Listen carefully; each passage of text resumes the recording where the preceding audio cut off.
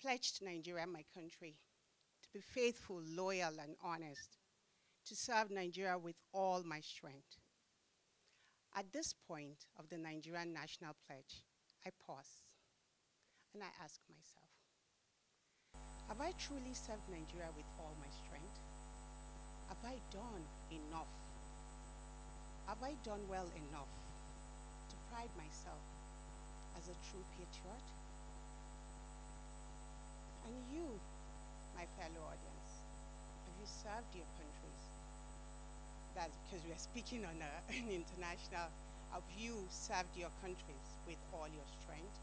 Have we, as a collective entity, served our countries well enough? Have we ever held hands to care about what is going on in our various communities? Have we, as a collective entity, served our countries knowing the effects of what is happening around us? How much do we know about each other and what is important to us as a people? As you can see, these are questions I ask, not exonerating myself from the count. There are questions I've asked myself over and over again for over 10 years about how much more I should do for my people, be it Igbo, Hausa, Yoruba, and the rest of the over 300 Nigerian tribes we have. My kind of job is introspectively seeking, finding solutions to key social issues, to feel the pulse of Nigeria.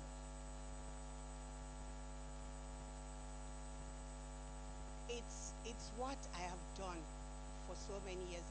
I've always felt that, okay, the pulse of Nigeria represents the pulse of the community, and my children are one of the symbolic things that I fuse with my kind of job. Now, I came with all these stories about the northeastern Nigeria, and my speech is like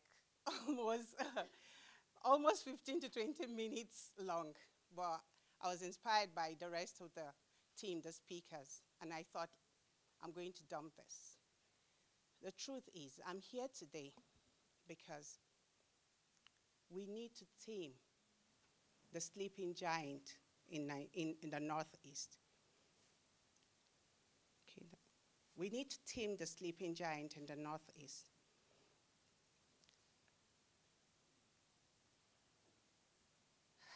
This is very, very passionate for me. I died many times over. The first time I stepped my foot on Konduga, a local government area in the, sorry guys, a local government area in Borno State of over 25 kilometers from Maiduguri, situated in the north bank of the Ngada River, one of the communities in Borno State. Before insurgency, that community had a population of over 157,000. Now, it is almost deserted. My team and I visited Konduga local government to ascertain and to, in December of 2015, to ascertain the extent of the damage and the havoc wreaked upon the people of Borno State. And the town was ravaged and deserted at that time. My team also visited, my team and I also visited 10 other communities in Maiduguri State. And the extent of damage was not something I can imagine right now. Words can't adequately equate the shock and pain I felt on that trip. Imagine a town with a landmass larger than that of Lagos State became a ghost town with pellets of bullets trailing the street, embellished on the walls. I mean, this crisis in Borno State has led so many, has brought in so many, what do they call it? I didn't even know my slide. Has brought in so many humanitarian crises. The significant humanitarian crisis in Borno State has affected an estimated number of 14.8 million people and displaced over 2.1 million people. The International Organization for Migration, IOM, talked that the majority of the internally displaced people are in Borno, which is over 64%, and followed by Adamawa with over 6.32%, Yobe with over 6.1%. The 92% of 92% of the IDPs live outside the camp. 92% of the IDPs live outside the camp and living in within host communities or in informal camps, thereby straining the already limited resources of the host communities and limiting the access for government services. Humanitarian Needs Overview talked about 7 million people who are suffering from the consequences of this crisis now. Consequences of this crisis, which includes displacement, deprivation, and disease. 3 million people are reported to be trapped in areas which are inaccessible, while 2.2 million people have been displaced for many years. 23,000 people, 23,000 children, 23,000 children are separated from their parents.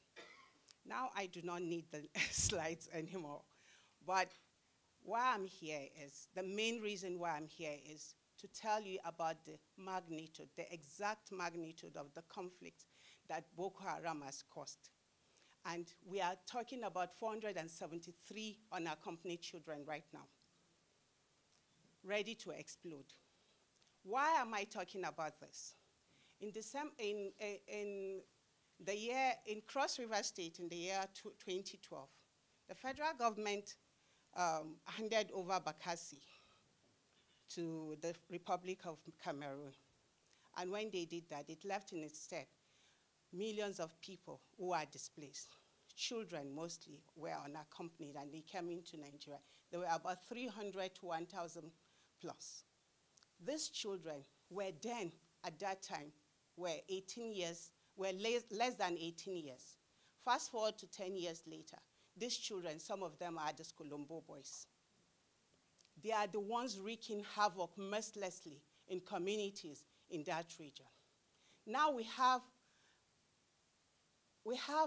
a number of over 473,000 children in the Northeast, 743,000 children in the Northeast. This is like sitting on a keg of gunpowder and playing with fire. If we do not build bridges to accommodate these children and help them, nurture them, these are children who were once living in homes, well snuggled in their communities.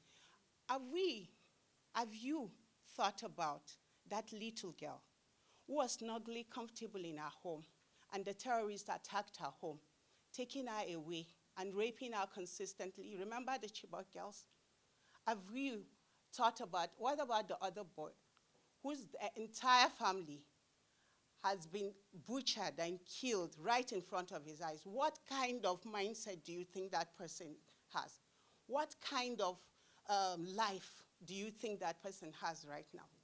I was telling my colleague, I was opportune to be, since one of my job is to create rags to riches in different schools in the Northeast, and just to see how we can find bridges, we can build bridges to eliminate and at least reduce the consciousness of these people in the IDP. So we went to this camp and we asked the children, most of them, more than 75% of them, we asked them, what do you want to be in future? And they said, more than 80% of them said that they wanted to be a soldier. And I asked the youngest one, and I said, that was the first camp I went, the same thing. And the second camp I went to see the children, it was still the same thing. And I was like, okay, why do you want to be a soldier? He said, I want to be a soldier to kill Boko Haram. So imagine 743,000 of these people. Remember, these Colombo boys were not faced with the hardship and the havoc and the violence that was happening in the Northeast. So imagine these people coming into our country, into our communities with this mindset, in the next 5 to 10 years' time, how they will become. So my message today is, let's start building bridges. Let's start finding ways, and do not ever think that there's nothing we can do. Or maybe, no, this is beyond me, there's nothing we can do. There's something in our innate humanity inside of us that there's something each and every one of us can do to arrest this thing. Most of us take our children abroad to go and study. What is the use of that? When we know that in their future, they do not have any peace. They are going to be dealing with 743,000 people. We may turn out to be like Colombo boys. How are they going to manage that? What kind of future are we looking at? What kind of peace do you think we envisage? I was talking to a source in Nema, and he was saying that the kind of problem Nigeria is going to is doing sit-up in China. And that the earlier we all feel that this is our collective responsibility to check these things that are happening, the better for us. Thank you.